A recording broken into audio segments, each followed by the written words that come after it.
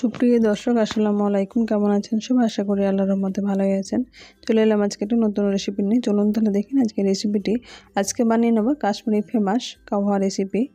এরকমভাবে কাশ্মীরের একটা বিখ্যাত চা, তাই আমি এটা খেয়ে এসেছি বলে আপনাদের সামনে শেয়ার করলাম। তাদের বানানো রেসিপি দেখে এটা শেখা। এখানে আমি টোটাল 5 কাপ আমি জল দিয়ে দিলাম।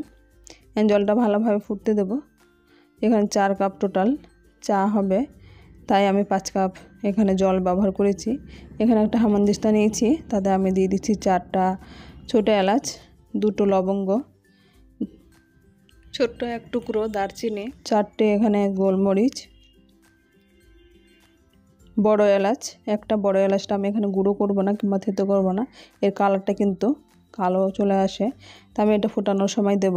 আর এখানে আমি গোলাপের পাপড়ি এটা শুকিয়ে রাখা আছে, সেই পাপড়িগুলোকে আমি এখানে দিয়ে দিলাম। এখন গুঁড়ো করে নেব। আর অল্প 1 টুকরো মতো আদা, এখানে তারা শুঁট ব্যবহার করে থাকে। আদা শুকিয়ে যেটা শুঁট তৈরি হয় সেটা তারা ব্যবহার করে থাকে, কিন্তু আমি এখানে কাঁচা আদাটাই ব্যবহার করছি। এখন জলটা ভালোভাবে ফুটে গেছে। এখন যে আমি আদা, গোলমরিচ, ছোটো এলাচ থেতো করে রেখেছিলাম সেগুলো আমি দিয়ে দিলাম। গোলাপের পাপড়ি এখানে কালারটা কিন্তু খুব সুন্দর চলে আসছে। আর এইদিকে আমি নিচ্ছি কেশর, এখানে কয়েকটা পাপড়ি আমি কেশরের দিয়ে দেব। কেশরের এখানে কিন্তু ফ্লেভারটা খুব সুন্দর আসে, কালারটা খুব সুন্দর লাগে, চাটাও খেতে খুব সুন্দর লাগে। তারা এখানে একেবারে স্পেশাল চাটা যেটা ডাল লেকে খাওয়ায় তার থেকে কিন্তু এই চাটা বেশ মজাদার হয়েছে।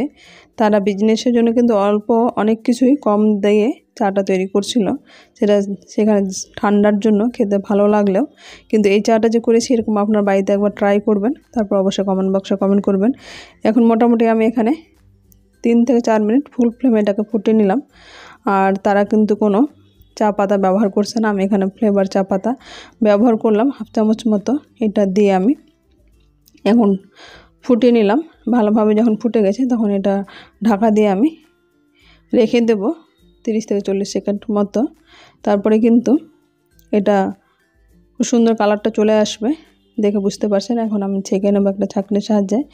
এখন এরকমভাবে চাটা ছেঁকে দেখতে পাচ্ছেন কালারটা কত সুন্দর। মাশাআল্লাহ অনেক সুন্দর হয়েছে, খেতেও তেমন সুন্দর হয়েছে, দেখতে যেমন সুন্দর মাশাআল্লাহ খেতেও তেমন সুন্দর হয়েছে।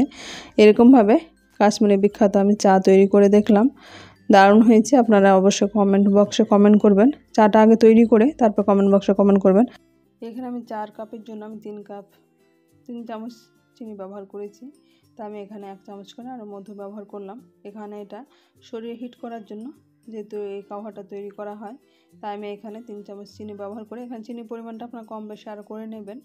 আর এখানে 1 চামচ করে মধু দিলাম। মধু দিয়ে তারপরে আমি এখানে কিছু পেস্তা বাদাম, কিছুটা পেস্তা,